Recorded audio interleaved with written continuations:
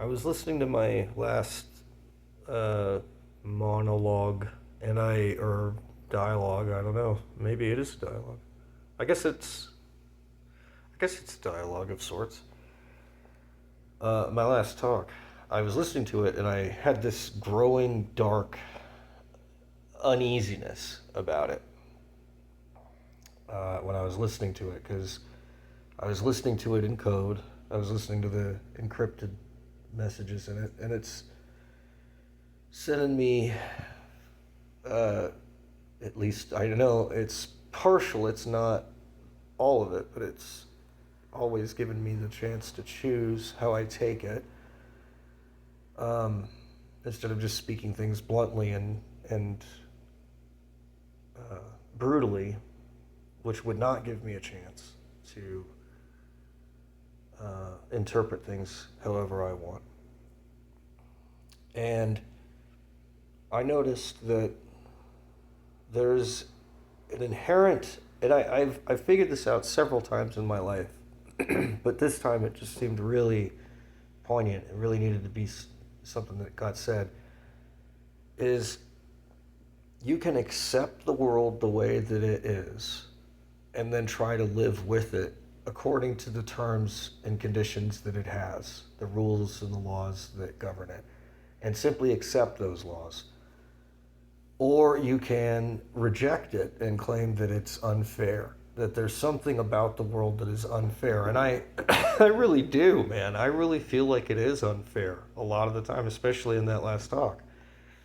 And that's what resonates with me about these serial killer guys, is that they pick up on this same thing that I do. And they say it in a certain way, but it isn't ever explicitly stated that there's something wrong and unfair with existence itself.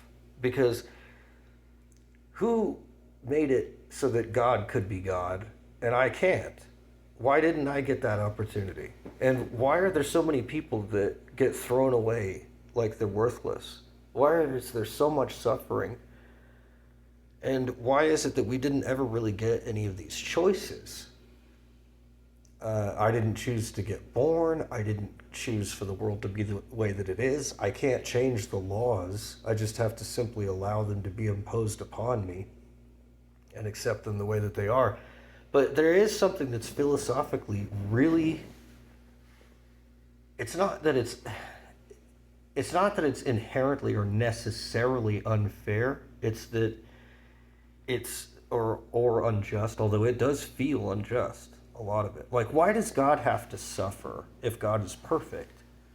I mean, if there really were karma and an eye for an eye, if that really were the law, if that really were the real law, then wouldn't God, like, not ever suffer?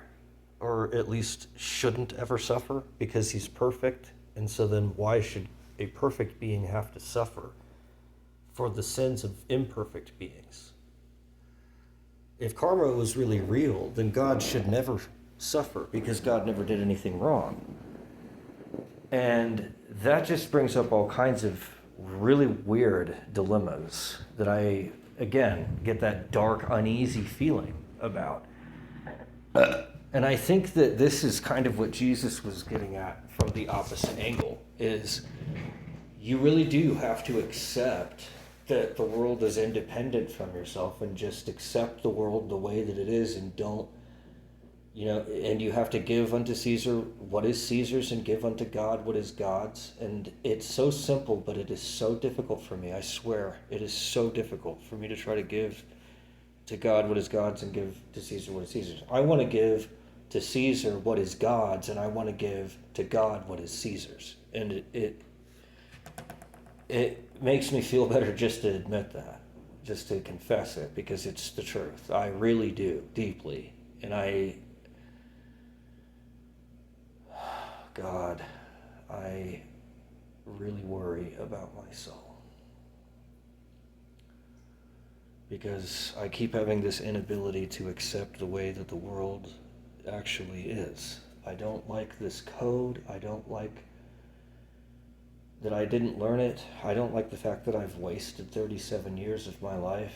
I don't like almost anything about my life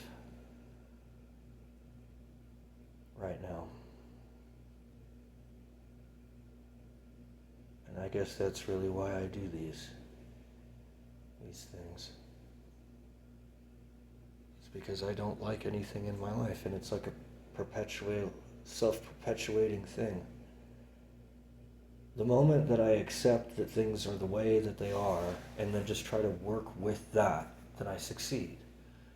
And the moment that I don't, I fail. But I so deeply find it troublesome, all the things that I find in this theory, and then compare that to there's no one there in my life. Everyone that I talk to is physically not near me.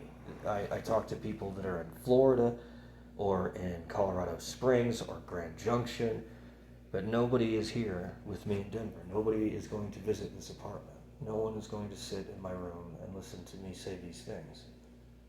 I don't physically feel like I'm connected to the world. I feel completely detached. And looking into the theory on top of that is like horrifying vertigo, because it's like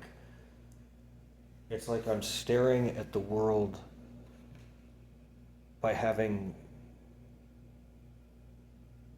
totally detached from it. And I don't think I can survive on my own. I don't think anything can survive on its own except God.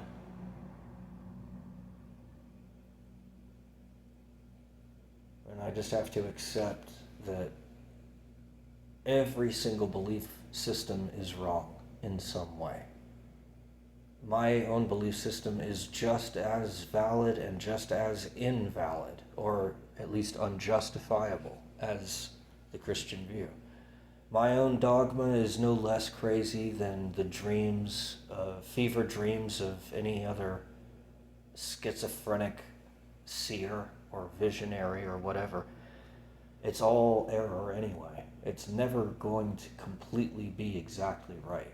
But that doesn't mean that we just despair into nihilism, even though I often do. I shouldn't. I should recognize that God has given me a gift. I don't have to